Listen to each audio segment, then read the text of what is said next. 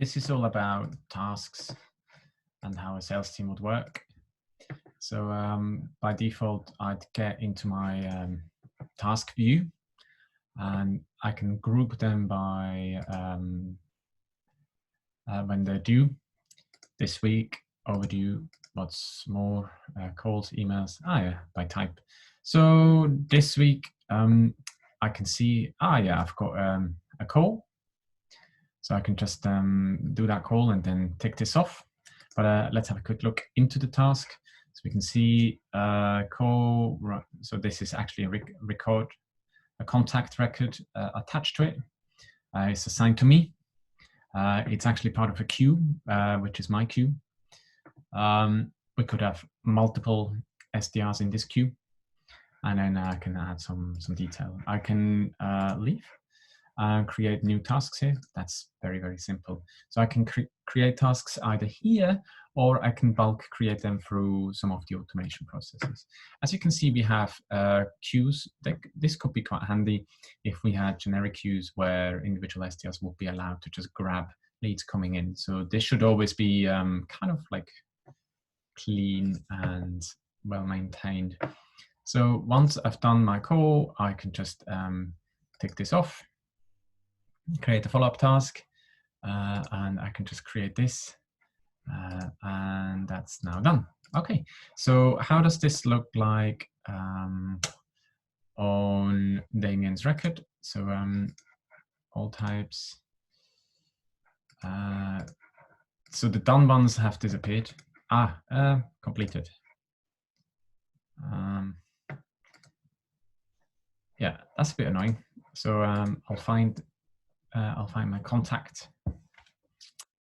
I can create a list, a smart list, and assign users assigned to me, and then filter by the last activity date. But I know that I just called Damien because I just did that. So let's have a quick look. Damien down here. I think it's this one.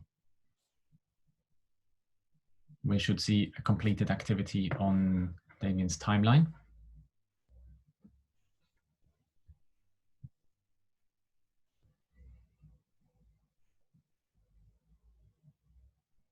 So this is done. Details appears nicely in this timeline. So that's pretty nice. Task, open task to upcoming. So that's pretty nice.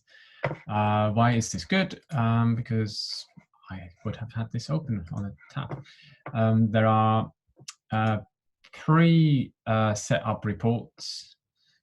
You can access dashboards where these reports are assigned. So we've got we have a sales dashboard, and that will make a little bit more sense as we go on. But down here, you can actually have team activity, be the total number of tasks, calls, notes, emails, and meetings your reps are logging. See how this compares to the previous month. So we can create teams, which should be quite handy. And you can do this by going into settings. So let's say we have a Northern American team, South American sales team. Go down here. Teams. There we go. And then I created teams. And we could have a sales team, we could have a senior sales team, we could have a customer success team, and so on. So you can see that child teams, users, additional users. So we can add more users to this. So that's quite handy because some certain tasks are associated with that. Last thing is, of course, workflows. We can actually create automation. Think of, I don't know, a webinar follow-up. We can just create tasks. Create tasks and create a task. So follow-up call. Imagine if I uploaded those 100 leads and then they just follow this. Ask queue. Queue doesn't appear here. I'm not entirely sure why not. And then priority high, and Can I set a due date? Yes, I can say in 2 days you would need to have completed this exercise. Contact token. Yeah, okay. Contact email. There we go. Contact email and then save. Pretty much it.